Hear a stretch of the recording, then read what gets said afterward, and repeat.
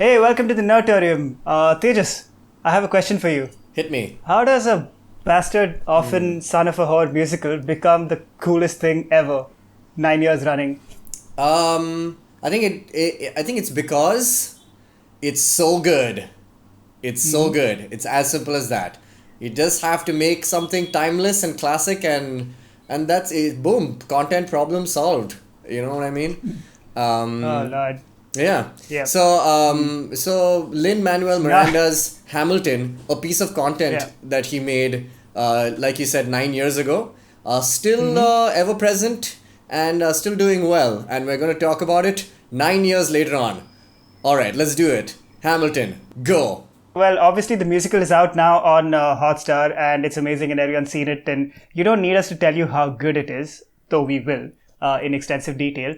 But I think it's incredible how much it relates to pretty much anyone all over the world, despite being such a specific thing. So what I keep going back to is the like maybe 4 or 5 years ago is when I first saw the performance that Lin-Manuel did when he was still writing Hamilton at the White House. So it's pretty much exactly the opening song, Alexander Hamilton, except there's a couple of differences, like he does it only as Aaron Burr, and it's just a piano accompaniment, obviously. But even at that point, when he introduces the song, he talks about how, like, well, this is a musical about someone who embodies the spirit of hip hop, Alexander Hamilton, and everyone just bursts out laughing because it's the most ridiculous idea at the outset. You're saying I'm going to make a hip hop based musical with incredibly theoretically miscast a bunch of people and talk about the founding of America.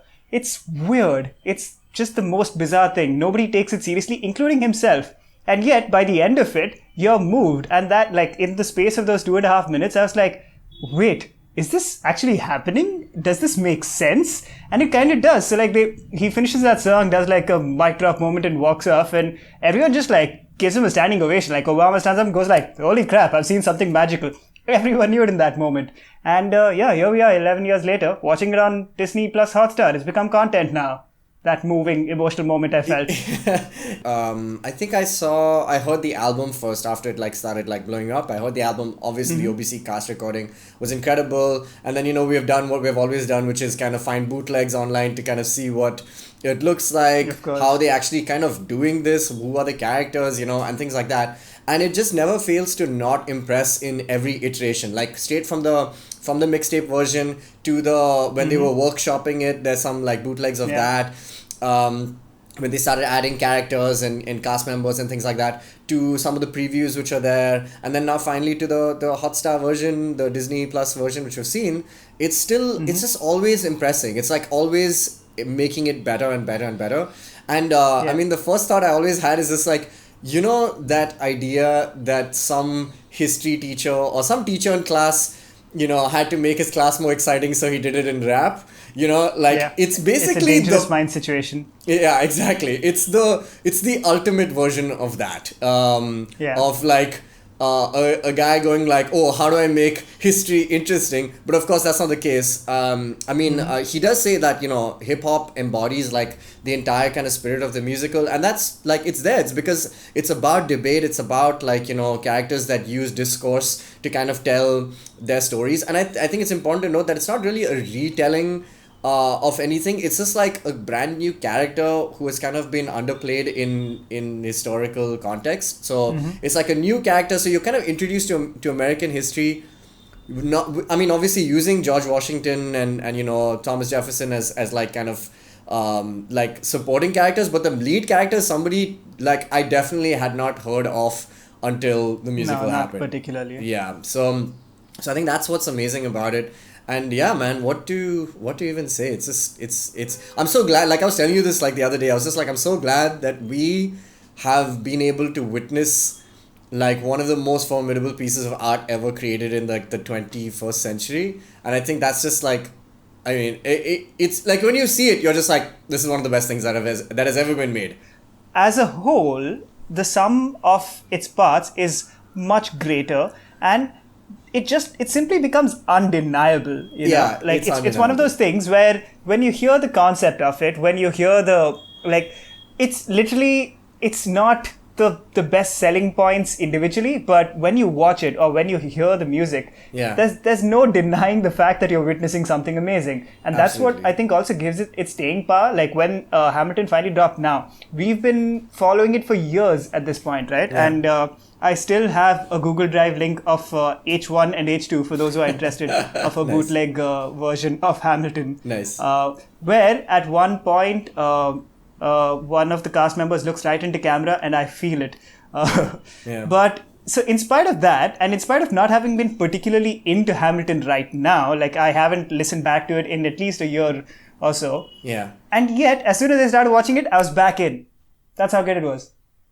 So I think that's really, really awesome. And I think it would be really difficult to adapt this to screen. Like, we've spoken about like his previous musical, which we're also like OG fans of, which is In the Heights, which is making its way to like theater, right? Like, as in cinema. A movie they're releasing releasing a film, and that makes more sense. This one seems so much harder, and I'm so glad that we got to see it on stage, and how they kind of like the choreography must have changed like a million times for them to reach where. So we're seeing like the heightened version of Hamilton, though it started as like what was an album. So it's kind of really interesting to note that not everything was just like, he was not like, oh, I'm going to write this for stage and this is what's going to look like and this is what's going to be. They had to work on it for like 10 years to essentially get it to this point. And that's what's so awesome about it. Like, I think that's like the most fantastic thing about it.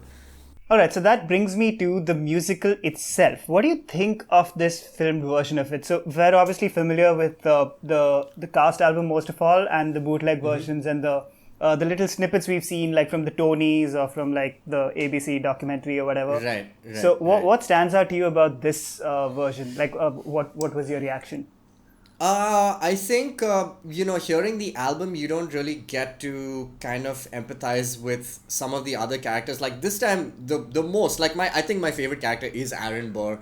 Like just because it's a tragedy, right? Like the tragedy is not only Hamilton's, it's his, and it's like a very, Mozart, Salieri kind of story. Yeah. And I think that's really awesome because he won. I think Leslie Odom Jr. won the Tony for Best Lead Actor. I think. So I think they're just calling them the Hamiltons from now on, actually. Yeah. Tony is out.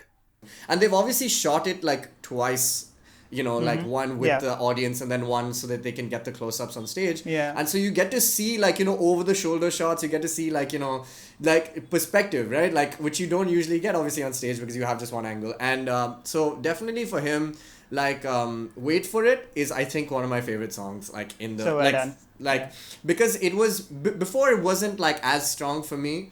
But and obviously you get like, and there's so many songs in this musical that you're bound to have different favorites at different points of time. But like, Wait For It, and any Aaron Burr song kind of like is just so much more like pivotal to the plot now that you can see it, especially, towards the end, before Who Lives, Who Dies. You just see, like the tragedy is really this guy's. It's not even like, I mean, Hamilton, of course, but it's fantastic, man. I think, I just love it, man. It's just so different to watch it as opposed to just hear Agreed. it. I think what stood out to me was the differences in the music and the way the actors deliver is very different. Like, first off, it's so much looser, but in a good way, like an interesting way. So people like Leslie Odom Jr. are just like, you might as well be playing a recording because they're so pitch perfect. But like Lin-Manuel especially, he goes all in.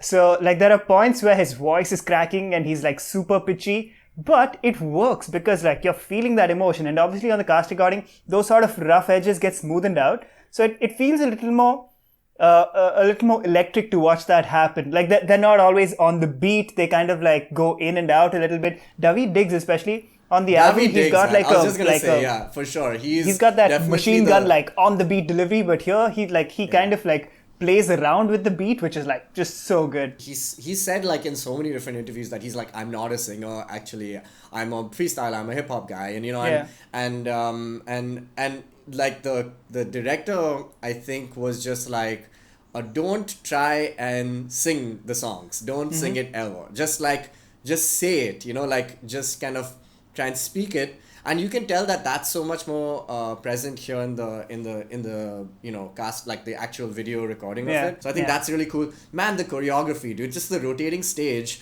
man, the stuff that they have done with just that simple technology, which is just like two concentric circles that moving at different speeds, man. Like any slow motion shot in this, pun intended, is like so well choreographed, and it's such a treat to watch that, man. Like I think that was like one of the best things about. I think most of the people who are watching this are familiar with Hamilton and have probably watched it. So I want to take this moment to recommend some auxiliary content.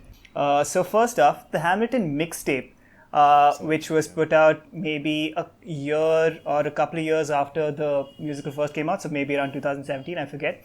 But it features a bunch of artists doing different versions of the songs. So like Wait For It, for example, is sung by Usher, and he nails it. Or my favorite is Black Thought doing, and The Roots, I think, doing... I guess My Shot, I think they're doing. Yeah, they do a version of My Shot with a couple of guests. Sure, There's a Watsky version of a deleted song which is banging. It's so good. There's I think Ashanti or someone does Helpless, which is perfect because that's basically just a 90s R&B song. That, and one more thing I'd recommend is the Drunk History episode with Lin-Manuel Miranda. He tells a couple of Hamilton stories while getting hammered. If I remember correctly, Alia Shaukat and Aubrey Plaza play Hamilton and Burr. And at one point, they FaceTime Questlove and then all drunkenly sing Closing Time by Semisonic together. So, I mean, this has everything. I'd also recommend just watching so it was just around the time that Obama was quitting the White House, so they've done like a White House kind of special also, which is really, really good because it's got an amazing introduction by Obama, and it is really, really good. And he kind of like mentions also like how he saw Hamilton the first time as just that solo performance with Lin-Manuel. So it's really cool. It's like a perfect like kind of thread that ties it together. That's really good. And it was the best part. And like one of my favorite songs obviously from the musical is One Last Time with Christopher Jackson, who's basically the Jesse L. Martin of this musical, doing like Pretty I'll much. Cover You. And it's just that version, that kind of song. So that's good. Dinkar, weren't there any musicals in India, dog? There are musicals in India. I believe there's one about, it's a piece of content, if I'm not mistaken, set inside of a conference call. It's called Conference Call the Musical. Someone should check that out.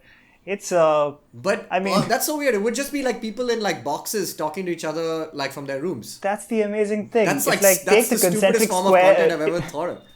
Take the concentric squares from Hamilton, put them on a screen, and make them not circles but squares or rectangles, as the case may be. And then forget everything else about Hamilton and watch this. It's another musical that people can watch. But I'm waiting for more stuff like this to happen here as well. Man, it's just we have musicals in a sense, right? We've got like our movies are essentially musicals. We've got Sanjay Leela Bhansali who insists on calling his stuff musicals, even though they're basically just movies with songs. But perhaps just physical location and tradition is part of the reason we don't have it, right? So like you've got Broadway and off-Broadway and off-Broadway, and they're all like basically all coming from the same school of musical theatre. We have it in a lot of ways. Like we have essentially like street plays, which are a form of musical theatre. We've got actual musicals. So perhaps it's just a question of formalizing that tradition and building it more. That's the case with a lot of stuff outside Bollywood in our country. Cool, I'll think about it. Let's just do that. Let's do it. Cool. All right. This has been the Nerdatorium. See you all next week, you nerds.